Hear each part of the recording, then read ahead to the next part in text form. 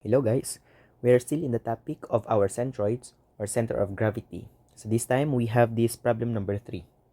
For our problem number 3, determine the centroid of the figure shown and all dimensions in millimeters.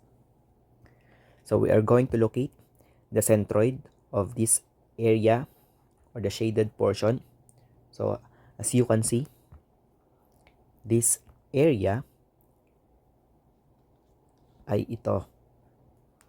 So first, yung mga figure natin, meron tayong rectangle, meron tayong semicircle, and meron tayong triangle dito. Okay, so una, paano natin ngayon masosolve yung area ng shaded portion? Una, I will get the area of this rectangle. Then, I will deduct the area of this semicircle. And next, I will deduct the area of this triangle. Okay, so ang natira na lang ay yung area ng shaded portion. But take note, yung ating x and y axis ay nandito. Ito yung ating x axis, ito yung ating y axis. As you can still remember, all the values from the positive side of x axis or from the right side of x axis are all positive. Kapag dito naman sa left side ng ating x axis, yun ay negative values. As well as ganito din naman sa y. Kapag nasa taas ng x-axis, positive. Kapag nasa baba, ay negative. So therefore, kailangan nating gamitin yung ating sign convention. So again, lahat ng values na nandito sa right ng y-axis ay positive for the x. Dito naman ay negative. Lahat ng nasa taas ni x, yun ay positive y. Lahat ng nasa baba ni x ay negative y. So first, pangalanan muna natin yung mga areas natin or yung figure. Una, yung figure natin ay yung buong rectangle. Ito. That is first or figure 1. Pangalawa, yung semicircle naman. And pangatlo, yung triangle na to.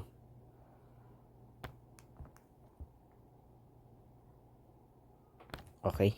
So let's solve for the area of the figure 1.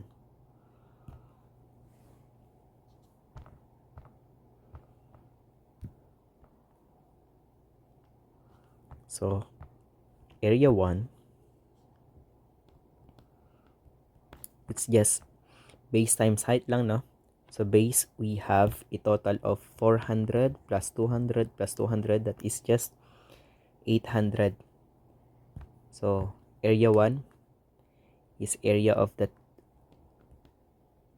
rectangle, which is base times height only. So, yung base niya ay 800. And yung height niya ay 700. So, in total, we have 560,000. So, area 1 is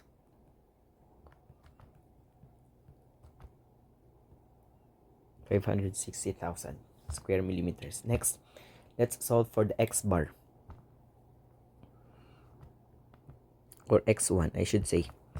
x1, to solve for x1, kung ito yung ating rectangle, tama ba? Yung gitna niya mismo ay yung mismo na rin na y-axis. Tama ba? So, let's say ito siya. Ito yung ating rectangle, tapos ito yung ating x-axis. Ito yun. Tapos andito naman si ating y-axis. But take note, ito ay 400, ito ay 400 din. Then therefore, we can say that x-axis or yung x1 ay wala siyang distance mula dito. So therefore, we can say that x1 is just equivalent to 0. Okay? Then next, for y1 naman. For y1, nasa gitna lang nito. Kung ito ay 700, somewhere nandito siguro.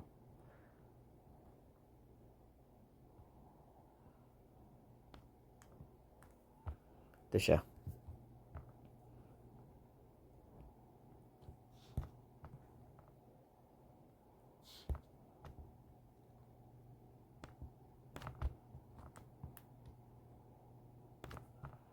So this is y1. y1 is half ng 700.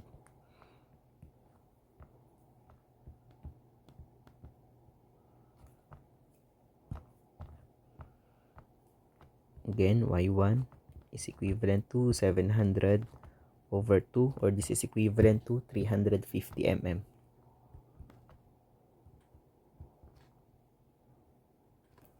Next, area 2.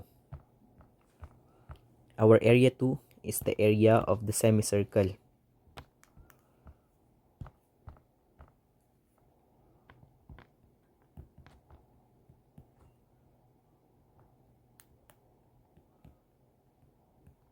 So, for our area 2, meron siyang radius na 300. So, pi r squared over 2. So, let's substitute. Pi 300 squared over 2. So, therefore, our area 2 will now be equivalent to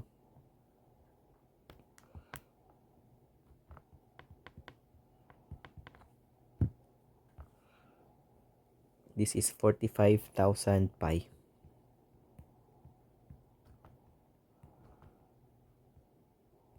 Square millimeters. Next, let's solve for x2.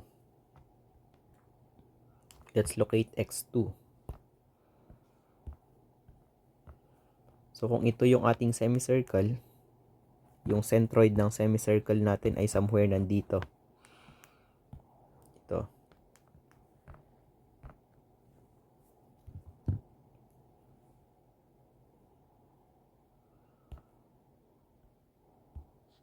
So, let's say ito siya.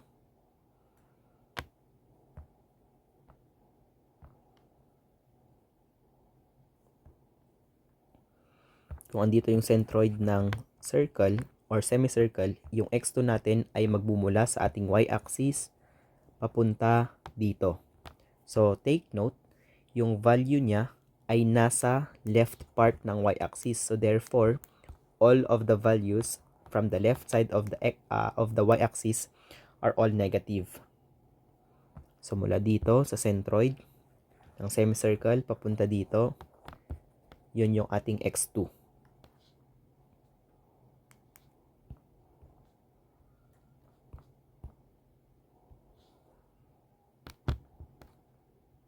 This is our x2.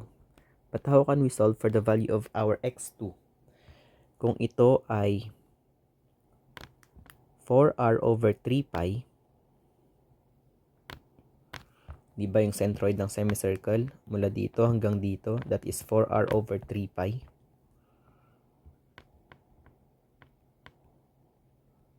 Tama ba? To get x2, that is just simply 400 minus 4r over 3 pi.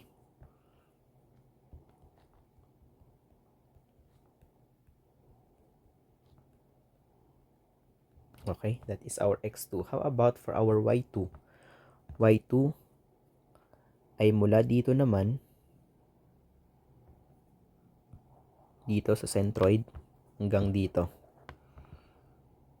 This is our x2. I mean y2.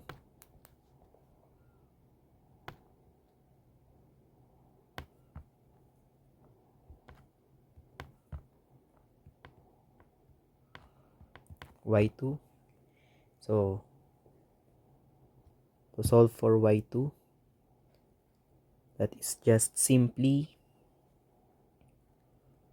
kung ito ay 300, di ba mula dito sa center hanggang dito, that is just radius, as well as ito, radius din ito. So, this is 300 as well.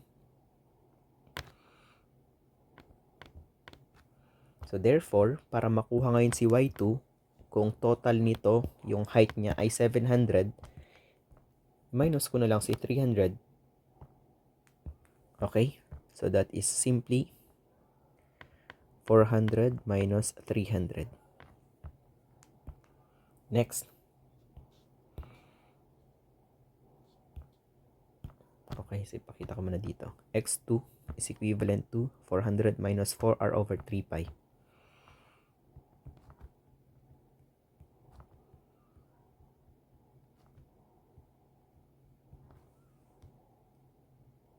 But take note, yun ay negative value kasi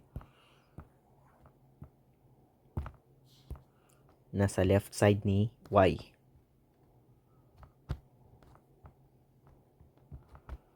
So negative 400, 4, what is r? 300.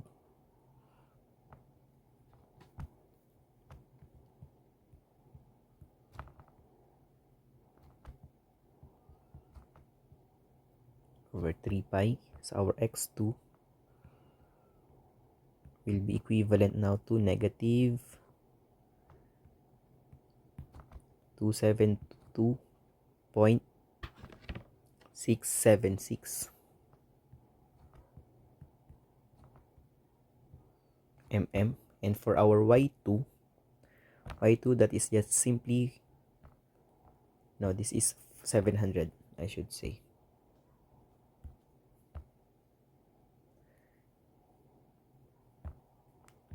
$700 to.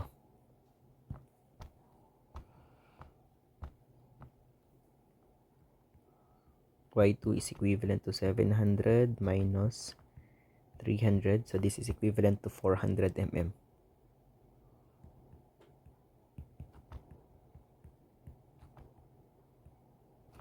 Okay, next for our triangle. Ito naman yon.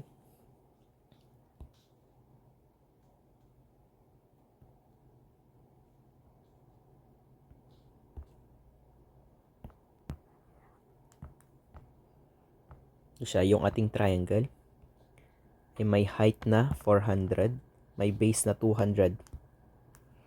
And yung centroid niya somewhere nandito. Okay. Area 3 or the area of the triangle is equivalent to 1/2 base times height. So let's substitute. 1/2, yung base niya, we have 200 and height of 400.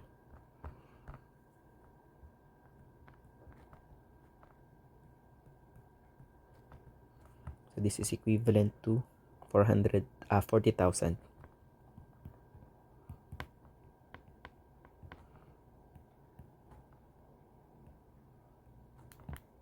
40,000 square millimeters. So let's solve for x3 and y3.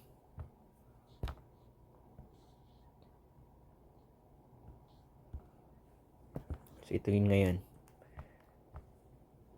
So kung ito yung ating center ng triangle, yung x3 ay mula dyan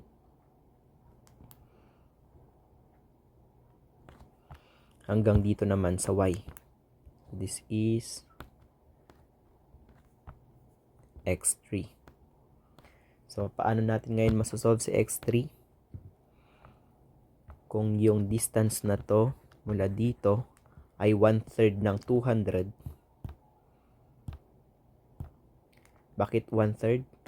Kasi yung base lang muna, this is 2/3 hanggang dito. Dito naman papunta dito 1/3. So therefore, yung natitira na lang dito ay 1/3 of 200 mula dito. So this is 1/3 of 200. So para makuha natin ngayon si x3, which is dito papunta dito, so kung ito ay 200, simply i-minus ko na lang yung 1/3. So that is just 400 minus 1/3 of 200. So x3 is equivalent to 400 minus 1/3 of, i-minus ko to, 1/3 of 200. Then how about for y3? Y3 ay mula dito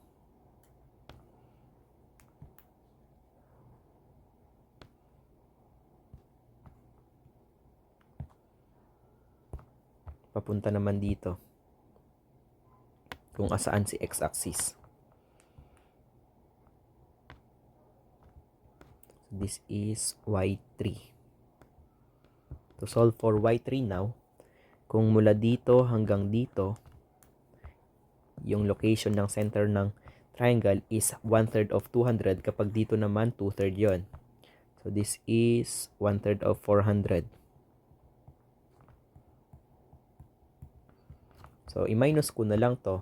This is, kung ito ang total nito, yung height niya ay 700, i-minus ko na lang to, 1/3. So this is equivalent to 700 minus 1/3 of 400. Okay? So let's solve for x3 and y3.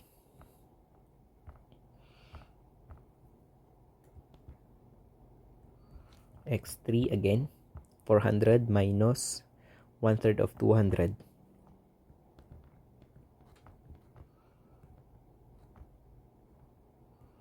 So this is positive value kasi nasa right side ni y. So this is equivalent to 333.3333 millimeters. And for y3 naman,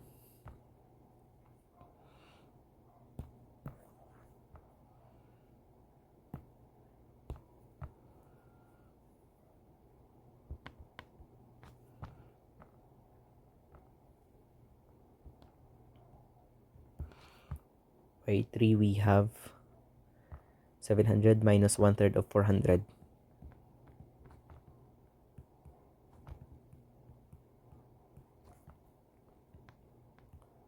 y3 is equivalent now to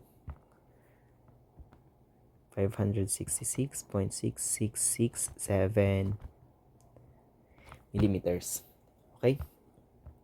So, we can now solve for the total area. So, to solve for the total area, again, total area, para ma-solve natin sa total area, total, or yung area muna ng rectangle or area 1, then i-minus ko si semicircle, then yung 3. Okay?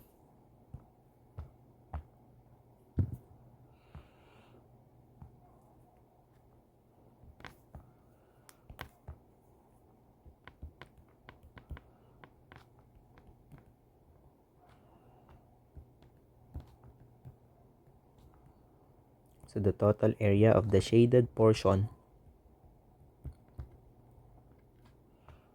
is equal to area 1 minus area 2 minus area 3. Area 1 we have 560,000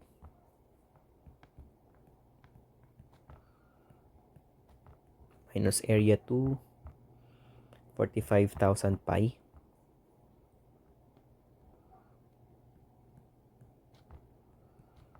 minus area 3 40,000. Okay, so our total area will now be equivalent to 378,628.3306 square millimeters. Again, to solve for total area, that is simply area 1 minus area 2 minus area 3. Okay, we are now ready to locate our centroid.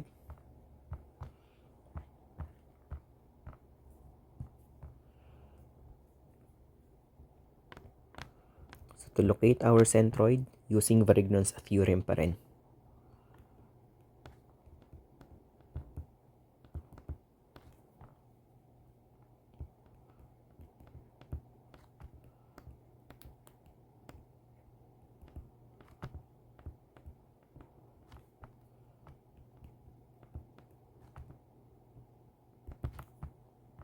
So first, for x bar muna tayo.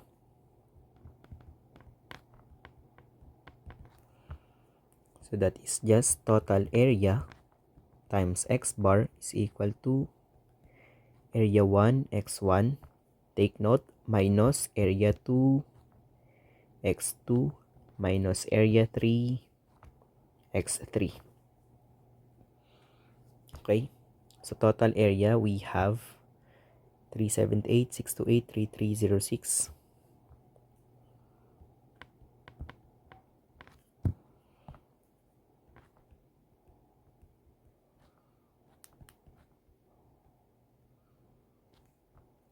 Multiplied by x bar is equal to area 1. Area 1, 560,000.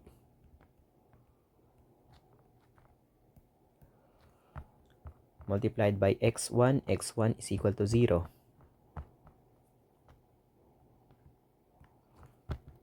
Minus area 2, we have 45,000 pi. Bakit minus? Sinusundan ko lang kung paano nakuha yung total area. 45,000 pi multiplied by x2. Take note, x2 is negative. So negative 272.676. Bakit siya again? Bakit siya negative? Kasi nasa left side siya ni y. Ito 'yon. Ito siya.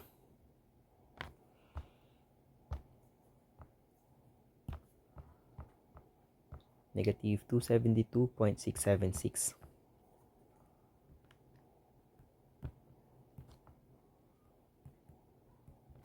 Then finally, area 3 minus 40,000. Ito yun. Times x3. x3 is equal to 333.33333.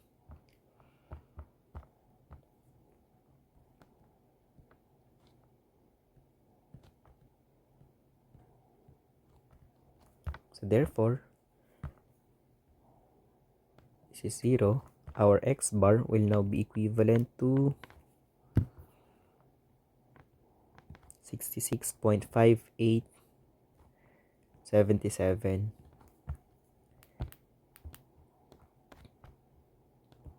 millimeters, and this is now our answer for x bar. And for our bar y naman,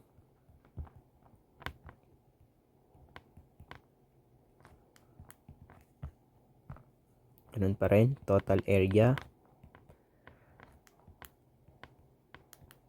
bar y is equal to area 1 y1 minus area 2 y2 minus area 3 y3. Okay, total area 378.3306 bar y is equal to y1 560,000, area 1 times y1 350,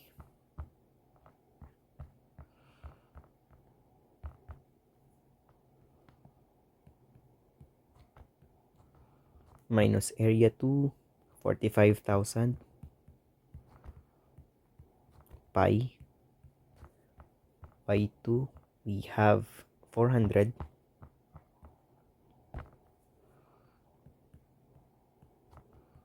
minus area 3 40,000 times y3 566.6667.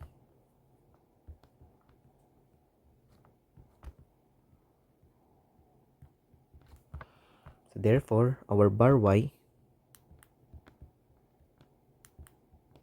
will now be equivalent to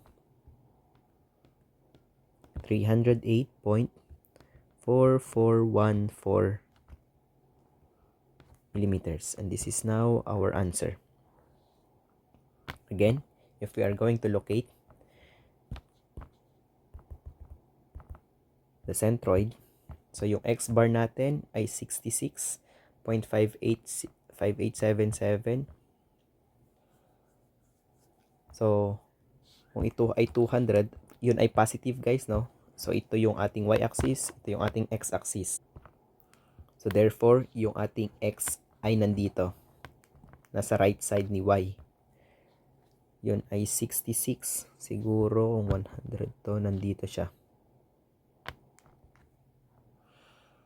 Then next, yung bar y naman, 308. So kung ito ay 300, siguro somewhere nandito. Mas mataas ng konti dito. So ito na yung ating centroid.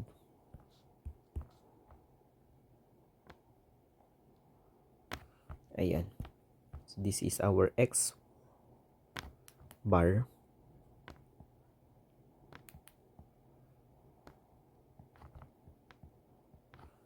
And this is our bar y. Or y bar. Kahit ano doon. This is now our answer for our problem number 3.